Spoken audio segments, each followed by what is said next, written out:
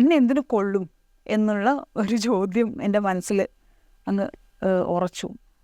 പക്ഷെ എന്നെ ഏറ്റവും അമ്പരപ്പിച്ച ഒരു കാര്യവും ബോംബെയിലുള്ള എൻ്റെ കുട്ടികൾ കുറച്ചുകൂടി സെൽഫ് സഫീഷ്യൻ്റ് ആയി എന്നുള്ളതും ഇതിന് ഒരു റിസൾട്ട് തന്നെയാണ് എന്നെ സംബന്ധിച്ചിടത്തോളം.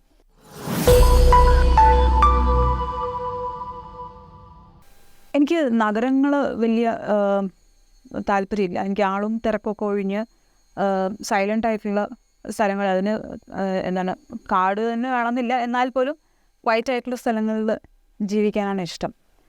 അപ്പോൾ ഈ യാത്രയിൽ ഞാൻ എങ്ങനെയെങ്കിലും ഒഴിവാക്കാൻ പറ്റുമെങ്കിലും ഒഴിവാക്കണം എന്ന് വിചാരിച്ചിരുന്ന ഒരു സ്ട്രെച്ചായിരുന്നു ബോംബെ. പക്ഷെ എന്നെ ഏറ്റവും അമ്പരപ്പിച്ച ഒരു കാര്യവും ബോംബെയിലുള്ള ആളുകളുടെ സൈക്ലിങ്ങിനോടുള്ള അപ്രോച്ചായിരുന്നു. ഏറ്റവും നല്ല റിസപ്ഷൻ കിട്ടിയ that I'd like to go back എന്നുള്ള രീതിയിൽ എന്നെ റിസീവ് ചെയ്ത ഒരു സ്ഥലം കൂടിയാണ് ബോംബെ ഓർ മുംബൈ. എല്ലാവർക്കും അവരവരുടേതായിട്ടുള്ള ലൈഫ് കണ്ടീഷൻസും അതിൻ്റെ ഒരു റിഥമുണ്ട്. അപ്പം ഞാനില്ലെങ്കിലും എൻ്റെ വീട് ഫങ്ഷൻ ചെയ്യുന്നത് എങ്ങനെയാണെന്നും, അല്ലെങ്കിൽ എനിക്ക് അറ്റാച്ച്മെൻറ്റോടുകൂടി തന്നെ അതിൽ നിന്നും ഡിറ്റാച്ച്ഡായി നിൽക്കാനുള്ളൊരു ഫെസിലിറ്റി ബിൽഡ് ചെയ്യാനും എനിക്ക് സാധിച്ചു എന്നുള്ളത് എൻ്റെ ഒരു അച്ചീവ്മെൻ്റ് ഞാൻ കണക്കാക്കുന്നു. തിരിച്ചു വരുമ്പോഴത്തേക്കും വിനോദിന് കുറച്ചും കൂടി കുക്കിംഗ് സ്കിൽസൊക്കെ കിട്ടി എന്നുള്ളതും എൻ്റെ കുട്ടികൾ കുറച്ചുകൂടി സെൽഫ് സഫീഷ്യൻ്റ് ആയി എന്നുള്ളതും ഇതിന് ഒരു റിസൾട്ട് തന്നെയാണ് എന്നെ സംബന്ധിച്ചിടത്തോളം. നമ്മൾ ചെയ്യുന്ന ഒന്നും ഗതി പിടിക്കാതെ വരിക എന്നുള്ള സംഗതി എന്നെപ്പോലെ ഒരാൾക്കത് വലിയൊരു അറ്റാക്ക് തന്നെയാണ് മനസ്സിൻ്റെ പുറത്ത്. അപ്പോൾ ഫ്രം ബാഡ് ടു വേഴ്സ് പോയ കാര്യങ്ങൾ അവസാനം എത്തിച്ചെന്നത് എന്നെ എന്തിനു കൊള്ളും എന്നുള്ള ഒരു ചോദ്യം എൻ്റെ മനസ്സിൽ അങ്ങ് ഉറച്ചു. അപ്പം ആ അവസ്ഥ എനിക്ക് അംഗീകരിക്കാൻ പറ്റുന്ന ഒരു അവസ്ഥയായിരുന്നില്ല.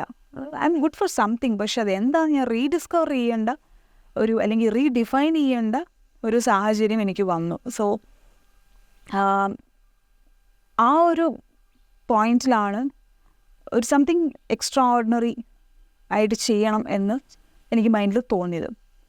പാരലലി തന്നെ ഞാൻ നേരത്തെ പറഞ്ഞതാണ്, നല്ല മനുഷ്യരാണ് നമ്മളെപ്പോഴും നാവിഗേറ്റ് ചെയ്യാൻ ഹെൽപ്പ് ചെയ്യുക ജീവിതത്തിൽ. അപ്പോൾ എൻ്റെ ഒരു സുഹൃത്ത് എൻ്റെ അടുത്ത് സൈക്ലിംഗ് റീഇൻട്രൊഡ്യൂസ് ചെയ്തു എൻ്റെ ലൈഫിൽ. അപ്പം കുട്ടികളും വീട്ടിലത്തെ സിറ്റുവേഷനും എല്ലാം വെച്ചിട്ട് സൈക്ലിംഗ് അങ്ങ് മറന്നിരുന്ന ഒരു അവസ്ഥയായിരുന്നു ഏകദേശം. അപ്പോൾ വീണ്ടും സൈക്കിൾ ഓടിക്കാൻ തുടങ്ങി. മീൻവൈൽ കോഴിക്കോട് നിന്ന് വയനാട്ടിലേക്ക് താമസം മാറുന്ന ഒരു സിറ്റുവേഷനും കൂടെ വന്നിരുന്നു. അപ്പം എനിക്ക് പ്രകൃതി വിട്ടിട്ടുള്ളൊരു കളി ഇല്ല. ഇപ്പോൾ വയനാട്ടിലെ ഈ മലകളും ഇത്രയും മരങ്ങളും പക്ഷികളും മൃഗങ്ങളും ഒക്കെ ഉള്ളൊരു സ്ഥലത്തൂടെ സൈക്കിൾ ഓടിക്കുക എന്നുള്ളത് തീർച്ചയായിട്ടും എനിക്ക് മോട്ടിവേഷൻ തരുന്ന ഒരു കാര്യമായിരുന്നു. അപ്പം അങ്ങനെ കഴിഞ്ഞ 2023 എനിക്ക് തോന്നുന്നു ജൂലൈയിലൊക്കെയാണെന്ന് തോന്നുന്നു, ഞാൻ വീണ്ടും സൈക്കിള് കയ്യിലെടുത്തു. പിന്നെ എനിക്ക് എൻ്റെ ഒരു ഇതിൽ എല്ലാം വളരെ പെട്ടെന്ന് പ്ലാൻ ചെയ്യലായിരുന്നു. ഞാൻ കൂടുതൽ എനിക്ക് പൊതുവെ എല്ലാത്തിനെക്കുറിച്ചും നന്നായി റിസർച്ച് ചെയ്യുന്നത് ഇഷ്ടമാണ്. എൻ്റെ ലിമിറ്റ്സിനുള്ളിൽ ഞാൻ മാക്സിമം റിസർച്ച് ചെയ്യാറുണ്ട്. അപ്പോൾ സൈക്കിളിനെ പറ്റി റിസർച്ച് ചെയ്തപ്പോൾ കൂടുതൽ എൻ്റെ സോഷ്യൽ മീഡിയ ഫീഡ് വന്നത് സൈക്കിൾ ടൂറിങ്ങിനെ കുറിച്ചാണ്. അപ്പോൾ ഞാൻ ടൂറിസം ഇൻഡസ്ട്രിയിൽ വർക്ക് ചെയ്യുന്ന ഒരാളും കൂടി ആയതുകൊണ്ട്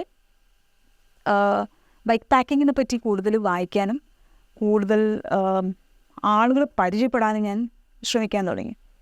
അങ്ങനെ ഒരു സുപ്രഭാതത്തിൽ തോന്നി എന്തുകൊണ്ടൊരു ബൈക്ക് പാക്കിംഗ് ചെയ്തുകൂടാ.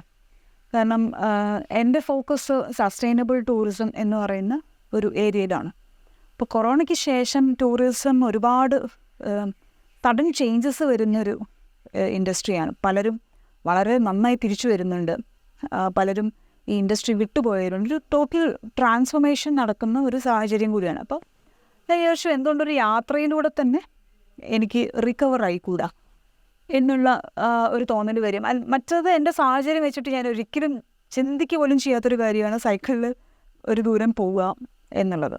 ബട്ട് ഈ ഒരു കോണ്ടെക്സ്റ്റ് ഞാൻ പറയുന്നത് തന്നെ ഈ ഒരു തീരുമാനത്തിലേക്ക് ഞാൻ എത്താനുള്ളതിൻ്റെ ഫോഴ്സ് എന്താണെന്ന് കൺവേ ചെയ്യാൻ ശ്രമിക്കുകയാണ്. അതർവൈസ് നമ്മുടെ നാട്ടിൽ ഫാമിലിയും കാര്യങ്ങളൊക്കെ ആയി ജീവിക്കുന്ന ഒരു സ്ത്രീക്ക് ഇത്രയും ഒരു കമ്മിറ്റ്മെൻറ്റ് എടുക്കാൻ അത്ര എളുപ്പമില്ല എന്നാണ് ഞാൻ മനസ്സിലാക്കുന്നത്, പ്രത്യേകിച്ചും എൻ്റെ ബൈക്ക് പാക്കിംഗ് കഴിഞ്ഞതിന് ശേഷം.